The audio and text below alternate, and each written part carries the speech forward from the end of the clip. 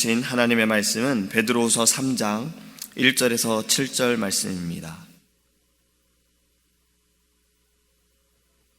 베드로후서 3장 1절에서 7절입니다. 제가 주는 성경책은 신약성경 386페이지입니다.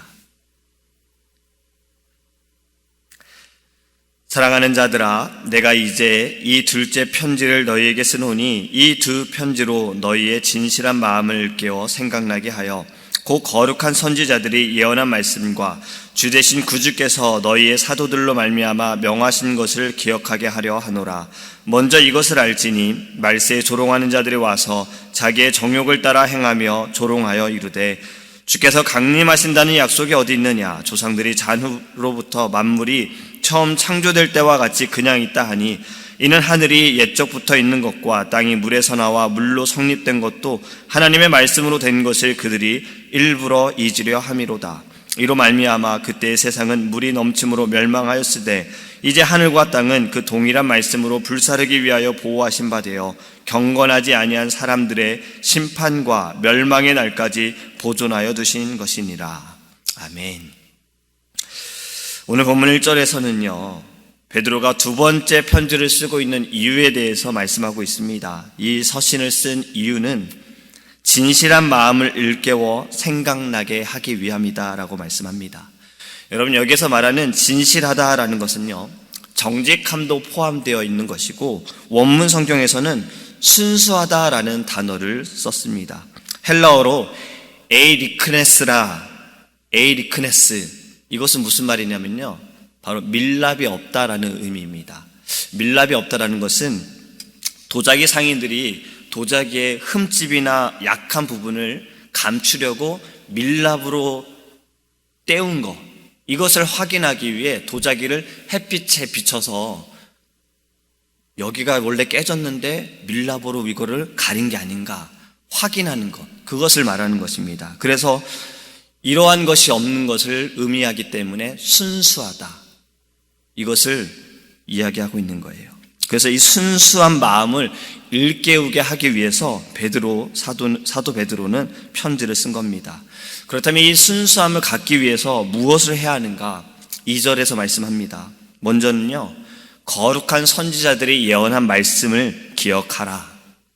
여러분, 거룩한 선지자들이 예언한 말씀이 무엇입니까? 바로 구약의 말씀입니다. 메시아가 올 것이다 라는 예언의 말씀이에요. 저는 개인적으로 베드로를 좋아하는 이유 중에 하나가 무엇이냐면, 베드로는 성경의 말씀을 많이 인용을 합니다. 물론 다른 사도들도 마찬가지지만요, 베드로는 자신이 처음으로 설교를 할 때에도 요에서 말씀을 인용하면서 그는 설교를 했습니다. 여러분, 성경은요, 우리에게 있어 진리이고 방향이고 그리고 예수 그리스도이십니다. 할렐루야.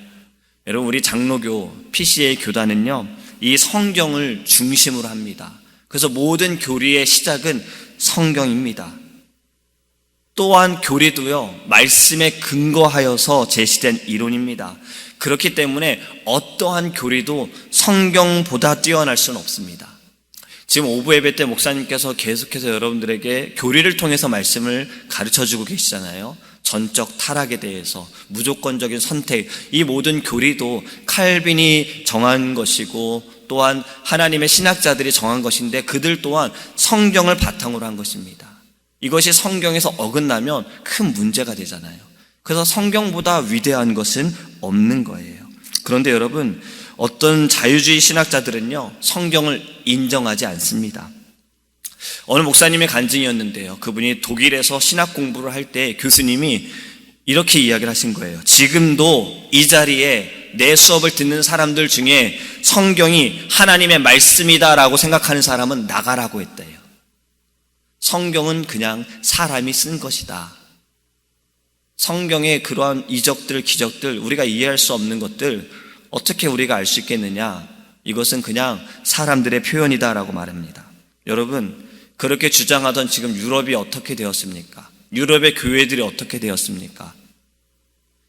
그래서 자유주의 신학자들 또한 이단만큼 위험하다라는 이야기들을 신학자들은 말합니다. 여러분, 우리는요, 우리의 모든 삶의 중심이 사람 중심이 아니라 하나님 중심이 되기 위해서 우리는 늘 말씀을 가까이 해야 합니다. 그리고 말씀 속에서 우리는 하나님의 그 뜻을 발견하고 그 중심을 발견하고 하나님의 그 말씀 위에 서 있기를 간절히 소망합니다. 바로 베드로 사도는 그것을 말하는 것입니다. 그리고 두 번째로 말하는 것도 똑같습니다. 주 되신 구주께서 너희 사도들로 말미암아 명하신 것을 기억하라. 첫 번째로 기억하라. 그것은 구약의 말씀, 하나님께서 선지자를 통해 예언하신 그 말씀을 기억하라. 두 번째는 구주께서 너희 사도들로 명하신 것을 기억하라. 베드로가 편지를 쓰는 그 당시에는 구약의 성경은 있었지만, 말씀은 있었지만 신약의 말씀은 기록되지 않았습니다. 그렇다면 지금 베드로가 말하는 것은요, 바로 예수 그리스도로 말미암아 전파되어진 것을 들은, 예수 그리스도로 배운 사도들을 통해서 증거되어지는 그 말씀을 기억하라라는 것입니다. 여러분, 성경으로 하면, 지금 우리가 가지고 있는 성경으로 말하면 바로 복음서를 말하는 것이겠지요. 예수님의 말씀은 바로 그 명령을 가르칠 권세를 주셨습니다. 예수님의 명령은요, 산상설교 가운데 예수님께서 가르치신 것으로, 또 그리스도인들에게 요구하신 도덕적인 것들로, 이것은 사도들을 통해서 널리 전파되어지는 바로 주님의 말씀이다라는 거예요. 그래서 베드로는 지금 이것을 당부하는 것입니다. 결국엔 같은 말씀이지요. 너희는 하나님의 말씀을 기억하라. 여러분, 우리가 순수함 정직함 하나님 앞에 온전히 서 있기 위해서는 결국엔 반드시 하나님의 말씀을 기억해야 합니다. 그렇다면 왜 하나님의 말씀을 기억해야 하는가? 그것은 3절부터 그 이유를 말하고 있습니다.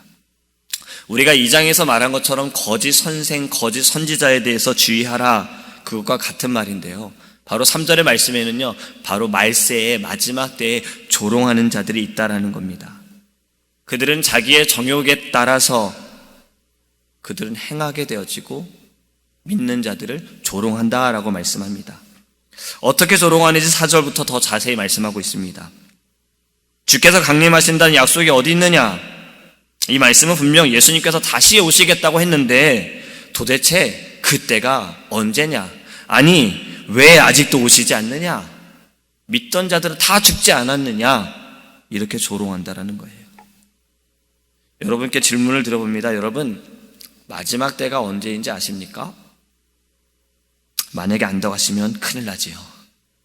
오늘 본문에서 하나님의 말씀을 기억하라라고 교훈하고 있는 것처럼 우리는 반드시 하나님의 말씀을 기억해야 합니다. 여러분, 이 말씀을 꼭 기억하시기 바랍니다. 마태복음 24장 36절, 바로 주님께서 말씀하신 겁니다. 그러나 그날과 그때는 아무도 모르나니 하늘의 천사들도 아들도 모르고 오직 아버지만 아시느니라. 할렐루야. 오직 아버지만 아시는 거예요.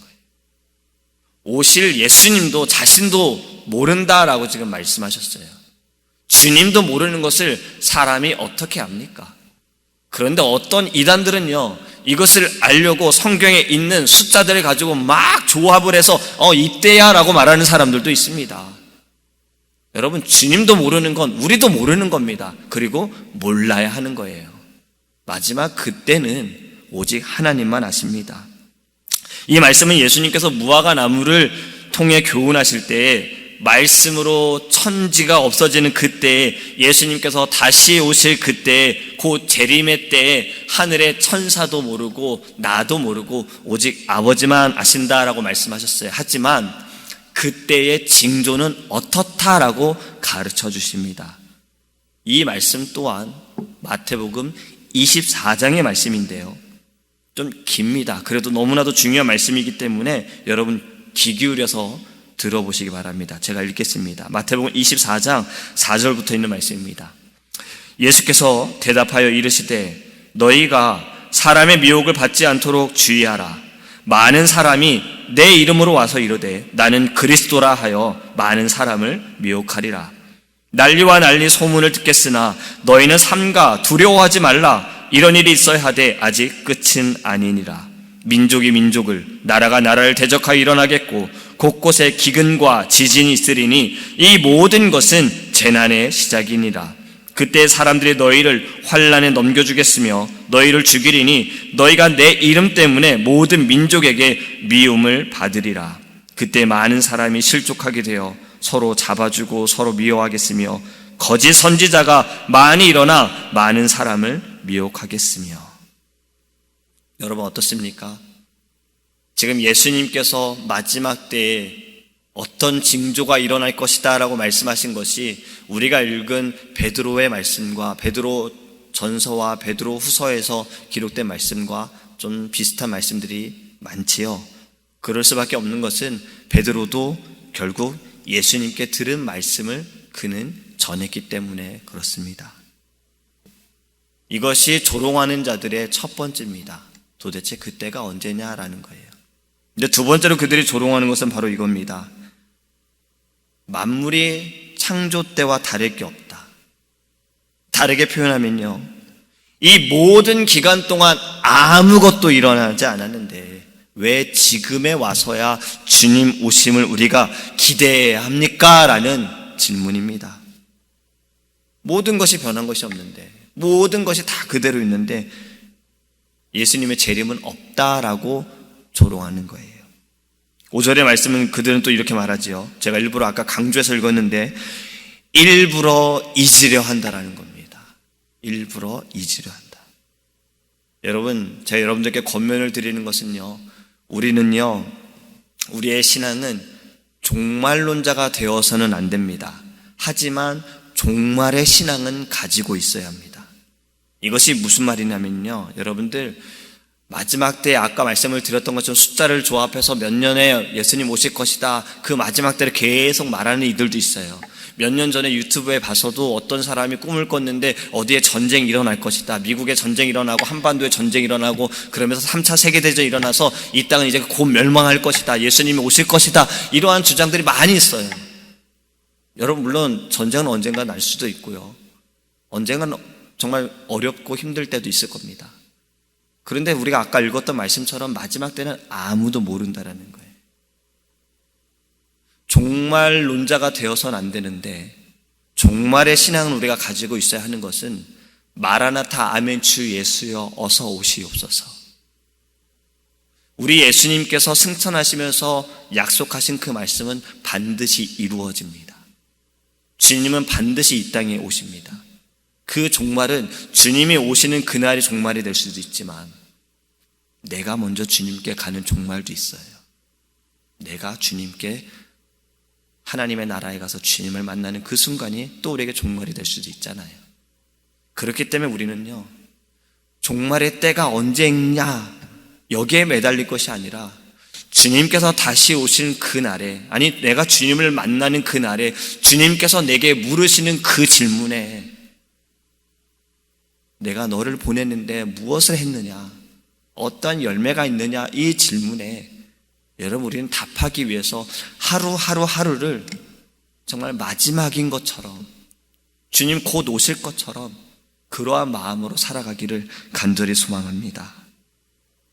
여러분, 우리 사랑하는 장로님께서 갑자기 돌아가셨잖아요. 그 소식을 듣고 참 많은 생각들을 하게 됐습니다.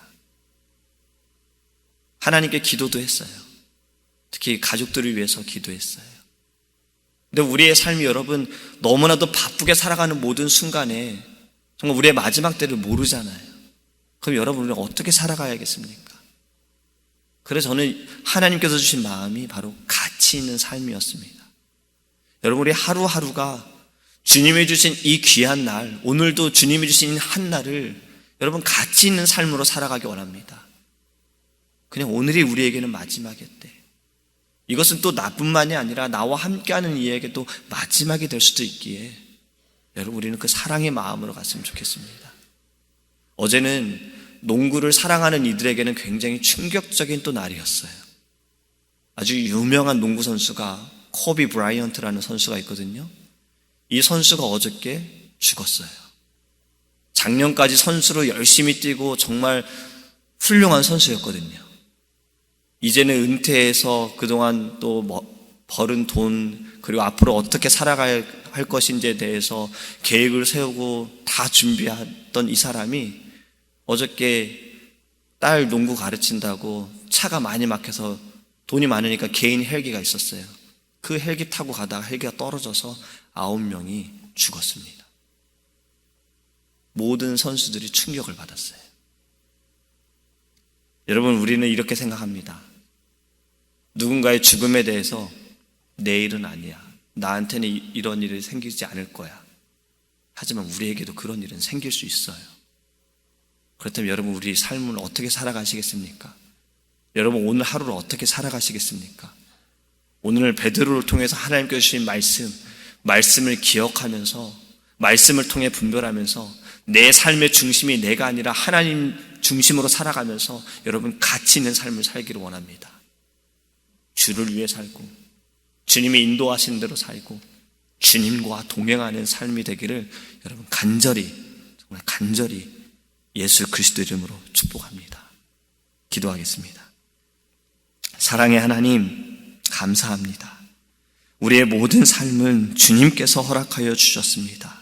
오늘 한 날도 주님께서 우리에게 주신 날임을 기억하며 하나님, 우리는 감사함으로 또 가치 있는 삶으로 살아가기를 간절히 소망합니다.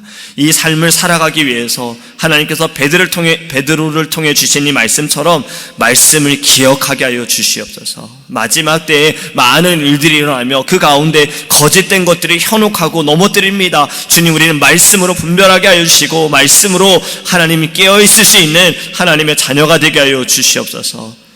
주님 다시 오실 그날을 우리는 기다리는 자가 되기를 원합니다. 마라나타, 아멘. 주 예수여, 어서 오시옵소서. 아버지, 종말의 신앙을 가지고 살아가게 하시고 오늘도 우리는 마지막이 될 수도 있다는 마음을 가지고 하나님 감사하며 주님 주신 사명을 다할 수 있는 은혜의 하루가 될 수 있도록 성령께서 함께하여 주시옵소서. 또 하나님, 주변을 돌아보기 원합니다. 나와 함께하는 이들, 사랑하는 가족들, 이웃들, 함께 예배하는 이들, 아버지 하나님, 이들에게도 아버지, 그때가 언제인 줄 알 수 없습니다. 오늘은 더 열심으로 하나님 사랑을 표현하게 하시고 또 함께 기도할 수 있는 은혜를 우리에게 허락하여 주시옵소서. 감사드리며 오늘도 우리와 동행하실 살아계신 예수님의 이름으로 기도합니다. 아멘. 하늘에 계신 우리 아버지여, 이름이 거룩히 여김을 받으시오며 나라의 임하옵시며 뜻이 하늘에서 이룬 것 같이 땅에서도 이루어지이다. 오늘날 우리에게 일용할 양식을 주옵시고 우리가 우리에게 죄 지은 자를 사하여 준 것 같이 우리의 죄를 사하여 주옵시고 우리를 시험에 들게 하지 마옵시고 다만 악에서 구하옵소서. 되게 나라와 권세와 영광이 아버지께 영원히 있사옵나이다.